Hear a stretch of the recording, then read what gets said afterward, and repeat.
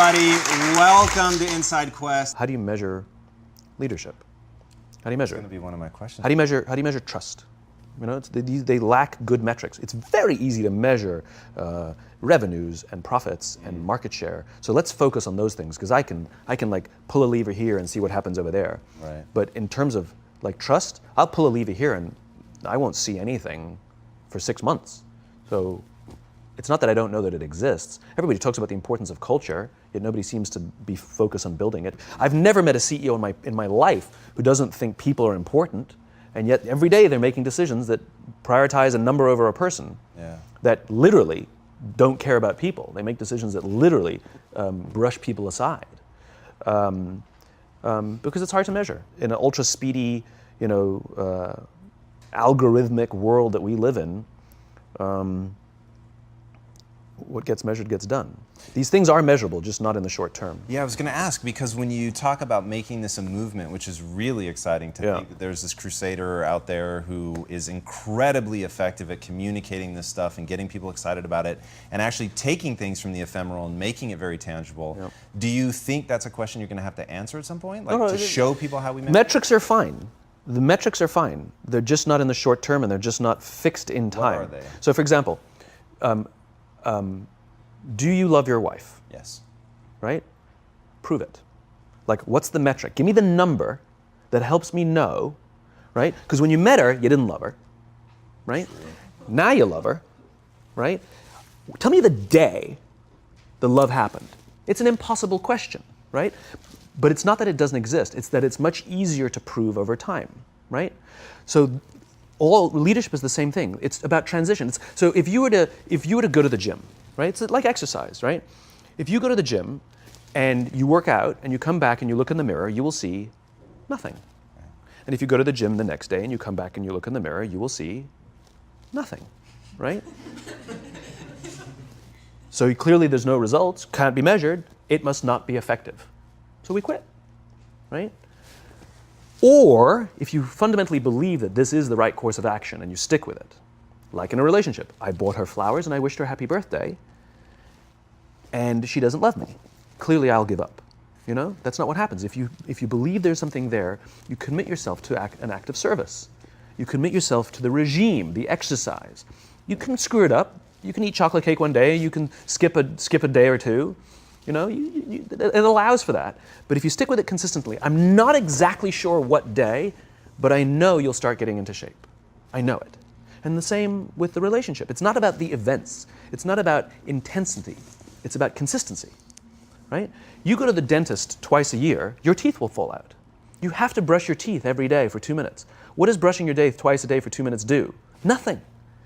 Unless you do it every day, twice a day for 2 minutes. Right? It's the consistency. Going to the gym for 9 hours does not get you into shape. Working out every day for 20 minutes gets you into shape.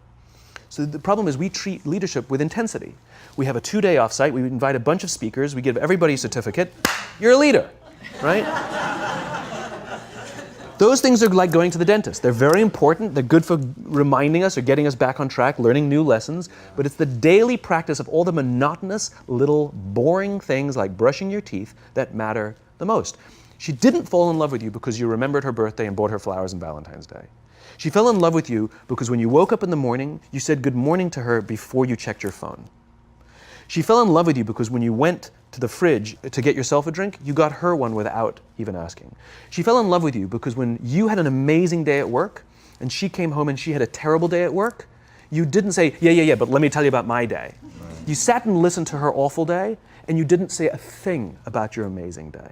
This is why she fell in love with you.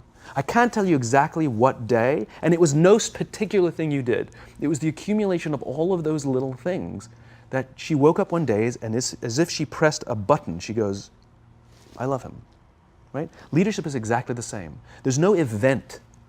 There's no thing I can tell you you have to do that your people will trust you. It just doesn't work that way. It's an accumulation of lots and lots of little things that anyone by themselves is innocuous and useless. Literally, pointless by themselves. People will look at little things that are good leadership practices and say, that won't work. And you're absolutely right. But if you do it consistently, and you do it in combination with lots of other little things, like saying good morning to someone, that looking them in the eye.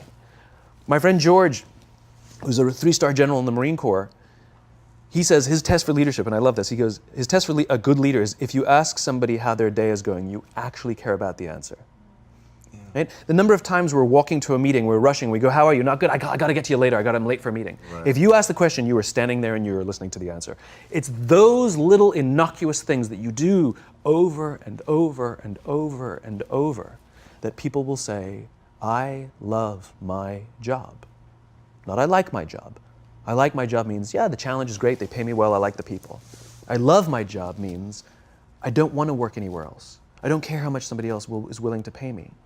I'm devoted to the people here, and I care desperately about the people here as if they were my family. In business, we have colleagues and coworkers. In the military, they have brothers and sisters. That's how they think of each other, right? If you really have a strong corporate culture, the people will think of each other like brothers and sisters. It's like a family, right? No, brothers and sisters. Deep love. Fight, but the love doesn't go away. Right? Bicker, the love doesn't go away. And I'll fight with my sister, but if you threaten my sister, you're going to have to deal with me. Right. Right? We'll fight internally, we'll bicker with each other, but nobody's going to hurt each other. And if anything from the outside shows up, you're looking at a unified front. Brothers and sisters. Now, how do you create brothers and sisters out of strangers? Common beliefs, common values. You know, parents, in other words, executives who care about their children's success, who care to raise their children, teach them skills, discipline them when necessary, help them build their self-confidence so that they can go on and achieve something more than you could have ever imagined achieving for yourself. That's leadership, an absolute love and devotion for the people who've committed their lives to this enterprise. That's such a brilliant reframe. It's so simple and so beautiful and unbelievably hard work. It is and it isn't. Here's why it is. You said it, it's hard to measure, right? It's hard for me to show It's hard to measure in the short term. It's very easy to measure in the long term. Over the long term, the traditional metrics will go up. All your revenues, profits, market share, the traditional metrics will go up, and more importantly, they'll go up more stably, right? You will be able to weather hard times better because the people will come together, they won't abandon ship, right? Over the long term, the traditional metrics are just fine. But also over the long term, your churn will go down, right? You won't be going through employees as much, right? Over the long term, you'll find that loyalty is much higher, that people will turn down better paying jobs, right? Over the long term, all the traditional metrics are just fine, and then some. It's only the short term that it's hard to measure. Yeah, I'm going to say, though, there's something in between those two, in the middle, to know, because with working out, so to use your analogy, if you had to go to the gym for 6 months before you saw any sign of change, no one would do it, right?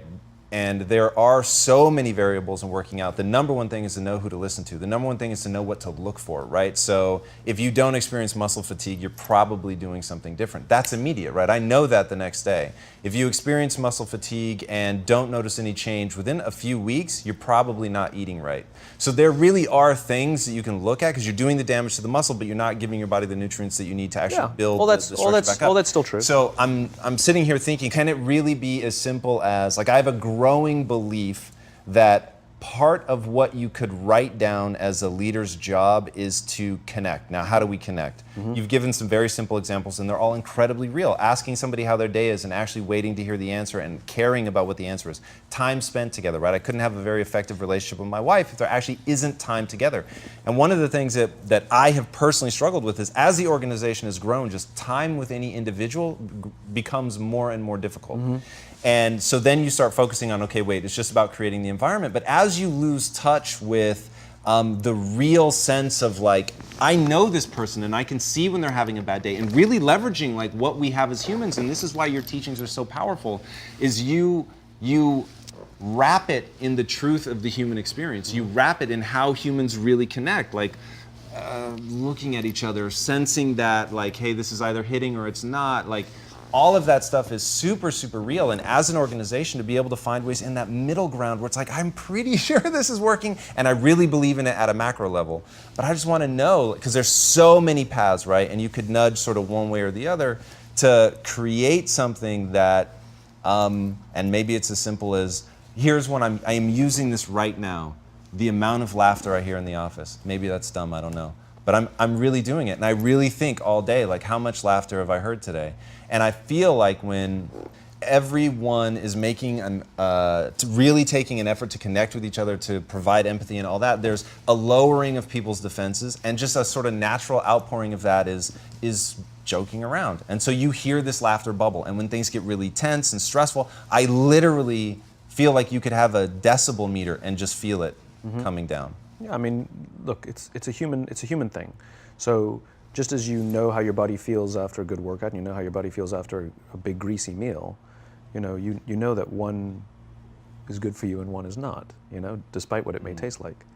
And that's the problem with short-term gains, right? They feel really good in the short term. So we're highly trained social animals. We're highly adapted social animals.